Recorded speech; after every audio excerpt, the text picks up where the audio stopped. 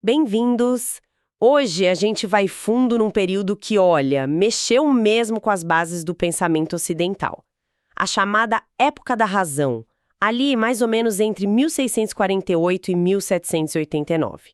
Vamos ver como a cultura no Ocidente foi mudando o foco, sabe? Saindo de uma base muito forte na fé para abraçar a razão humana, a ciência, como novos guias. Para essa nossa conversa, a gente está usando uns trechos do capítulo 32, Em Busca dos Fundamentos, lá do livro História do Cristianismo, do Bruce L. Shelley. É um material bem legal que detalha essa virada, essa mudança, que foi quase um terremoto, né?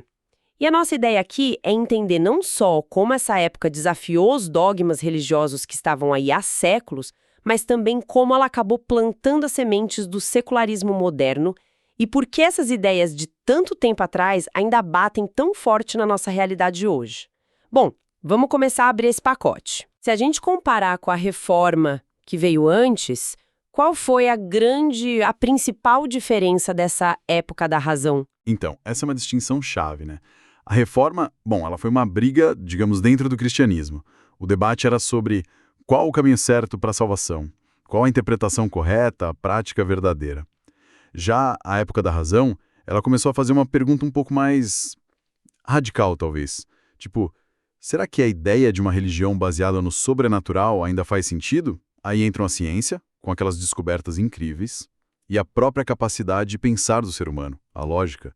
Elas começaram a ser vistas como as ferramentas mais confiáveis para entender o mundo, sabe? E isso começou a desafiar o lugar central que a fé tinha tido na cultura ocidental por, muito tempo. E é interessante como você mencionou que a resposta a essa crise não veio só da razão, né? Exato. Um ponto fascinante é que, para muitos protestantes que viveram isso, a resposta não veio tanto de argumentos super elaborados para defender a fé. Muitas vezes veio de algo mais pessoal, mais direto. A experiência da conversão, sabe? Um cristianismo mais focado na vivência individual, mais evangélico, nesse sentido de ser vivido, experimentado e compartilhado pela pregação. E menos dependente daquela coisa toda de dogma complexo ou do apoio do Estado. E isso, curiosamente, né, acabou até abrindo caminho para uma aceitação maior da liberdade religiosa. Porque se a fé é pessoal, então... Faz sentido. E para a gente ter uma ideia do clima, do espírito dessa época, Benjamin Franklin é um nome que sempre aparece, né? Ele parece que personifica muitas dessas novas virtudes. Pragmático, tolerante, uma mente afiada para os negócios, para a política. Ele mesmo tinha dúvidas sobre alguns dogmas, tipo a divindade de Cristo, mas ele via valor na moral que a religião podia inspirar. Parece que a pergunta mudou um pouco de em que você acredita para, mas como você age? Exatamente isso. Havia um cansaço mesmo, sabe?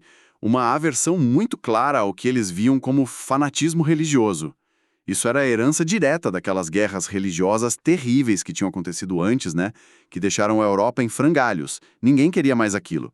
Então a tolerância começou a ser vista não só como uma coisa boa, uma virtude, mas quase como uma necessidade para viver junto. Aquelas brigas teológicas super complicadas começaram a parecer menos importantes do que ter um comportamento ético, respeitoso, útil para a sociedade aqui e agora. É aí que a gente vê nascer o secularismo, né? A preocupação principal muda, sai da salvação da alma lá no futuro para buscar a felicidade e a boa vida aqui neste mundo. E o guia para isso seria a razão humana, não mais a revelação divina ou a tradição que não se questiona. Totalmente compreensível essa busca por paz, por algo mais prático depois de tanta confusão. Tem aquele Barão de Holbach, um pensador da época que resumiu bem essa ideia, né? Falando sobre dissipar a ignorância, usar a razão, basear a moral na natureza humana, nas necessidades sociais e buscar a felicidade promovendo a felicidade dos outros. É uma visão bem otimista do ser humano, né? Sem dúvida. Um otimismo que marca a época. Mas é bom lembrar que essas ideias não surgiram do nada assim em 1648. As raízes são mais antigas.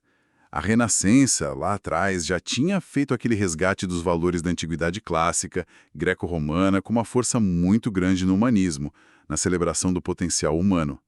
Aquela coisa da Renascença de ler os textos no original. Os reformadores protestantes usaram essa mesma ferramenta para estudar a Bíblia depois. Ah, sim, a Renascença. esse despertar cultural todo. E figuras como o Erasmo de Roterdã, que já usava a sátira, tipo no Elogio da Loucura, para criticar os exageros, o que ele via como superstição na igreja da época, mas ele e Lutero tiveram um choque importante sobre a natureza humana, não tiveram? Tiveram, sim. E esse é um ponto bem importante. Lutero batia muito na tecla do pecado original, sabe? Naquela ideia de que o ser humano é falho na sua essência e depende totalmente da graça de Deus para ser salvo. Já o Erasmo, mais na linha humanista da Renascença, tinha uma visão mais positiva, digamos, das capacidades morais e racionais da pessoa. Essa confiança no potencial humano, que já estava lá na Renascença, ela meio que explode e vira central no Iluminismo, que é o coração dessa época da razão. Entendi. Perseguição aos hugonotes na França, a Guerra dos 30 Anos que devastou a Alemanha, a violência toda, a brutalidade feita em nome de verdades religiosas diferentes, levou muita gente a pensar, tem que ter outro jeito. Isso deu muita força para a busca por tolerância e por princípios universais que todo mundo pudesse aceitar pela razão, não importando a religião específica. E justamente nesse caldeirão todo de mudança cultural, reação aos conflitos, aí vem a Revolução Científica. Copérnico, Kepler, Galileu, nossa, nomes que mudaram completamente a nossa forma de ver o universo. Pense assim, impressionante de descobertas que balançaram visões de mundo que existiam há milênios. E o grande nome, a síntese de tudo, foi o Isaac Newton. Os princípios matemáticos da filosofia natural dele, lá de 1687, foram um marco. A lei da gravitação universal conseguia explicar tudo, desde a maçã caindo até o planeta girando com as mesmas leis matemáticas. O universo começou a ser visto como uma máquina gigante, sabe? Um relógio cósmico perfeito funcionando com leis precisas, que não mudam, previsíveis e o mais incrível, leis que a mente humana conseguia descobrir e entender. Nossa, imagina a sensação. Que coisa estonteante deve ter sido. De repente, o universo não era mais aquele lugar cheio de mistério, de intervenção divina a toda hora, de forças ocultas, mas um sistema ordenado com uma matemática elegante por trás. Aquele mundo medieval mais mágico deve ter parecido, de repente, muito antigo para muitos intelectuais. Sim, o fascínio foi gigantesco, mas também gerou um certo desconforto. Para alguns, a humanidade parecia perder aquele lugar especial, central. No universo, a gente era só habitante de um planeta girando em torno de uma estrela qualquer. Para outros, o próprio Deus parecia se tornar um pouco menos necessário para o dia a dia do universo funcionar. Se o mundo opera por leis naturais que a gente entende, qual o papel de Deus nisso tudo? Agora, é importante lembrar que muitos desses cientistas pioneiros, Newton incluído, eram pessoas profundamente religiosas. Mas a percepção que as pessoas e os filósofos tinham de Deus começou a mudar. Ele passou a ser visto em muitas conversas mais como o engenheiro que deu a partida do que como aquele que sustenta tudo a cada momento. Quase como um personagem na peça e não o diretor onipresente, sabe? Lembro daquela angústia do Pascal, né, diante do silêncio eterno desses espaços infinitos. Mas teve gente, como o poeta Alexander Pope, que celebrou essa nova capacidade humana. Aquela frase famosa, a natureza e suas leis jaziam ocultas na noite. Deus disse, faça-se Newton, e tudo se fez luz. É quase uma divinização da razão humana, né? Exatamente. É essa sensação que estava no ar. Essa é a alma da época da razão. Uma confiança profunda, às vezes até demais, na capacidade da mente humana. Acreditava-se que usando os sentidos para observar e a lógica para organizar tudo, a gente conseguiria entender tudo, do átomo às estrelas. E com esse conhecimento a gente ia construir uma sociedade melhor, mais justa, mais feliz, finalmente livre das superstições e das autoridades sem fundamento do passado. E o cristianismo, como ele lidou com essa onda toda de racionalismo, sendo que ele tinha sido a coluna vertebral da cultura ocidental por tanto tempo? Aquela visão mais tradicional, agostiniana, do ser humano pecador, precisando da graça, parecia ficar meio fora de moda nesse novo clima de otimismo, né? A reação não foi uma só. Teve fases. Lá para o final do século XVII, principalmente na Inglaterra, teve uma tentativa bem forte de harmonizar a fé e a razão. Pensadores como John Locke, que foi uma figura central nisso, defendiam que dava para provar a existência de Deus racionalmente. Para ele, o básico do cristianismo é até simples: acreditar que Jesus era o Messias e viver uma vida moralmente correta. Os milagres, as profecias que se cumpriram na visão do Locke, eram tipo credenciais racionais, provas que mostravam que Jesus tinha autoridade para falar o que falou e que a razão podia aceitar isso. Mas aí vem aquela questão, né? Quando você tenta validar a fé usando só a razão daquele momento, será que não acaba diminuindo a própria fé, deixando de lado o que não cabe nesse modelo? Esse é o grande X da questão dessa abordagem. O cristianismo histórico se baseia muito na ideia de revelação, de coisas que aconteceram, experiências que vão além da pura lógica, né? E a validação disso para o fiel vem do próprio poder divino, não só de uma prova filosófica. A razão pode ajudar a fé, claro, a articular, a defender, mas quando ela vira o único juiz da verdade, muita coisa que é central para a tradição cristã pode acabar sendo vista como irrelevante ou irracional. A tentativa do Locke, que queria tornar o cristianismo aceitável para essa mente racionalista, acabou simplificando e cortando muito da riqueza da complexidade da teologia cristã. Entendi. E essa tensão entre fé e razão parece que ficou ainda mais forte no século seguinte, o XVIII, especialmente na França, não foi? Sim, o século XVIII foi o auge dessa confiança na razão. Muitos intelectuais super influentes, principalmente em Paris, que virou o centro cultural da Europa, começaram a rejeitar abertamente a ideia de revelação divina. Diziam que era coisa ultrapassada, sabe? Uma sobra de tempos de ignorância. Essas figuras ficaram conhecidas como os filosofes. Ah, os famosos filosofes. Voltaire, Diderot, Rousseau. Eles não estavam mais tentando, sei lá, reformar a igreja por dentro, como outros críticos antes. Eles estavam atacando os fundamentos mesmo, olhando de fora. Exatamente. Para eles, as religiões organizadas, principalmente o catolicismo e o protestantismo, que tinham poder, eram a causa principal da intolerância, da opressão, da ignorância. Era um freio para o progresso humano, para a liberdade de pensar, para a felicidade baseada na razão. O Voltaire, com aquele sarcasmo todo, chegou a criar aquela frase «écrasez l'infâme», esmaguem a infame, se referindo à igreja e à superstição religiosa. E o Diderot, com aquele projeto gigantesco da enciclopédia, queria juntar todo o conhecimento humano, mas sob o olhar da razão e da ciência, para promover tolerância e espalhar uma visão de mundo mais secular, muitas vezes ligada ao deísmo. E o que era exatamente o deísmo? Essa alternativa que muitos deles pareciam preferir. O deísmo é tipo assim uma religião natural, baseada só na razão. Os deístas acreditavam num Deus criador, sim, mas um Deus que agia mais como um grande arquiteto ou um relojoeiro cósmico. Ele teria criado o universo, o relógio, estabelecido as leis naturais que fazem ele funcionar e aí meio que se afastado. Deixou a criação funcionando sozinha, sem precisar de intervenção depois, tipo milagre, revelação especial, livro sagrado. Para eles, as religiões que a gente conhece, cristianismo, judaísmo, islamismo, eram vistas como corrupções dessa religião natural original, cheias de invenções, de dogmas criados por padres e clérigos interesseiros para manipular o povo e ganhar poder. Entendi.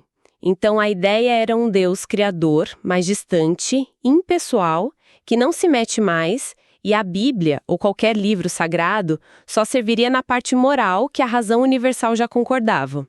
O resto, milagre, profecia, a divindade de Cristo era para descartar como lenda. Exatamente essa lógica. Se a Bíblia diz algo que a razão confirma, tipo, ame o próximo, legal, mas a gente não precisava da Bíblia para saber isso. Agora, se ela diz algo que a razão não prova ou que parece contra as leis naturais, como a ressurreição, então, ou é falso, ou, sei lá, irrelevante. Era uma tentativa de ter uma religião sem as partes embaraçosas do sobrenatural. E como é que as igrejas estabelecidas reagiram a esses ataques, que eram bem diretos e vinham de gente com muito peso intelectual? Olha, as reações foram diferentes. Na França católica, muitos historiadores dizem que a resposta oficial da igreja foi meio fraca no campo das ideias. Muitas vezes, a estratégia foi mais usar o poder do Estado para censurar, proibir os livros dos filósofos, do que entrar de cabeça no debate filosófico e científico que eles estavam propondo. Já na Inglaterra protestante, o debate intelectual foi mais forte, e uma das respostas mais famosas e eficazes contra o deísmo veio de um bispo, o Joseph Butler, com o livro dele A Analogia da Religião. E o que o Butler argumentou que foi tão eficaz assim contra os deístas? A sacada do Butler foi genial. Ele basicamente usou a arma dos deístas contra eles mesmos, a natureza e a razão. Ele disse mais ou menos assim: ok, vocês deístas admiram a natureza como obra perfeita de Deus, a base da religião natural, mas olhem bem para essa natureza. Ela é cheia de coisa estranha, de mistério, de evento que a nossa razão não explica direito, de sofrimento, de dificuldade.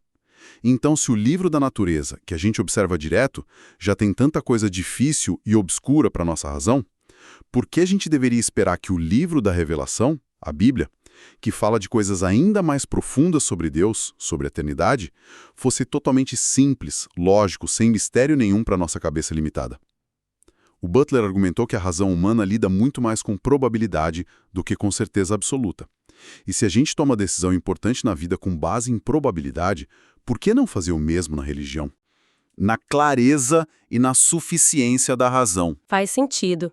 E no final das contas, o deísmo como movimento acabou perdendo força. Um pouco por causa dessas críticas como as do Butler e também pelas próprias limitações dele. Aquele otimismo todo sobre a bondade e a racionalidade humana pareceu que não explicava bem a realidade do mal, do sofrimento, da irracionalidade que a gente vê no mundo. E a explicação de que todas as religiões complexas eram só invenção de padre mal intencionado pareceu para muita gente uma simplificação muito grande da história humana. Mas imagino que a queda do deísmo não significou que o cristianismo voltou automaticamente a ser o centro da cultura, né? O impacto dessa época da razão foi mais profundo, mais duradouro. Com certeza não. Não teve uma volta ao que era antes. O movimento de secularização, quer dizer, de tornar a sociedade menos dependente da religião e mais focada nas coisas do mundo, na razão, ganhou um impulso gigantesco nesse período e continuou a moldar o Ocidente. A cultura moderna, sabe? A arte, a ciência, a educação, a política, em grande parte elas se libertaram do controle direto ou da influência dominante das instituições religiosas. Teve um esforço claro para criar uma esfera pública que fosse neutra em termos de religião, baseada em princípios racionais que, teoricamente, todo mundo poderia aceitar. E isso parece que acabou empurrando a religião cada vez mais para a esfera privada, né? A fé virou assunto pessoal para viver na igreja, em casa, no coração de cada um. É uma dinâmica que a gente reconhece muito hoje. Exatamente. Essa separação entre uma esfera pública que se quer neutra e racional e uma esfera privada da fé, dos valores pessoais, é um dos legados mais fortes da época da razão. E deixou os cristãos, e outras comunidades de fé também, com um dilema que continua até hoje. Como é que a gente participa da vida pública? A gente deve tentar influenciar as leis, os costumes, com base nos nossos valores religiosos? Ou deve aceitar essa separação e focar só na vida da comunidade e na vida pessoal? E se a religião não pode mais ser a base moral comum para todo mundo, qual vai ser essa base? São perguntas que continuam aí, abertas, gerando debate. Bom, então, resumindo um pouco nossa exploração, a época da razão foi mesmo um tempo de reviravolta enorme. A autoridade da tradição religiosa, da revelação divina, foi colocada em xeque pela subida da razão humana e da ciência como as fontes principais de conhecimento, de verdade. A gente viu nascer o secularismo, a crítica dura às religiões estabelecidas e aquele projeto super ambicioso de construir uma civilização em cima de bases puramente racionais, universais. Sim, foi um período que deixou uma marca assim, que não sai mais no mundo moderno ocidental. Essa tensão entre a esfera pública, que busca ser racional e neutra, e a esfera privada da fé, continua a definir muitos dos nossos debates hoje. As questões que surgiram lá atrás sobre os limites da razão, o lugar da religião na sociedade, o que significa tolerância, a busca por uma ética comum para sociedades tão diferentes, tudo isso continua incrivelmente atual. E isso deixa a gente com uma última provocação para pensar, né? Se a época da razão deixou para gente essa ideia de que a razão e a ciência são as ferramentas principais para buscar a verdade no espaço público, como é que hoje, com sociedades tão diversas, as diferentes visões de mundo, religiosas ou não, podem conversar e ajudar a construir um entendimento e valores comuns, sem cair de novo nos conflitos, na intolerância que o próprio iluminismo queria superar? Fica aí a reflexão.